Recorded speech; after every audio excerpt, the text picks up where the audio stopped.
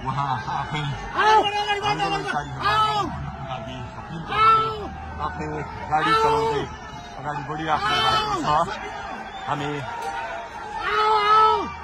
दुर्गा प्रसादसँगै अगाडि बढिरहेका छौँ। यहाँ निकै ठुलो मात्रामा युवाहरूको उपस्थिति देख्न सकिन्छ।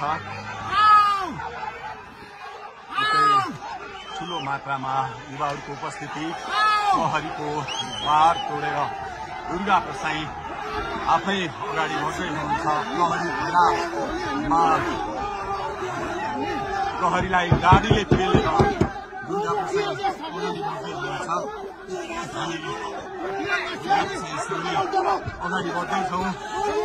जहाँ कसैले रोक्न सक्ने अवस्था छैन, तसर्थ प्रहरीलाई पेलेर अगाडि बढिरहेको भएको छ।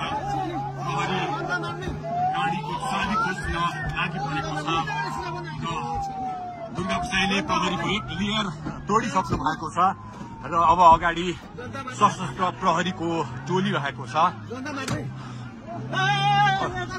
उहाँ अगाडि बढिराख्नु भएको छ। यो गाडीमाथि प्रहरीले अन्धाधुन्दा लाठीचार्ज गरिरहेको छ। तपाईँ देख्न सक्नुहुन्छ दुर्गा प्रसाईको गाडीलाई प्रहरीले रोकिराखेको अवस्था। उहाँले यो प्रहरीका सम्पूर्ण सुरक्षा घेरा तोडेर दुर्गा प्रसाई अगाडि बढ्नु भएको छ र यति बेला तीनखुनेको यो पुलबाट अगाडि बढिसकेको छ। यो दृश्य अगाडिपट्टि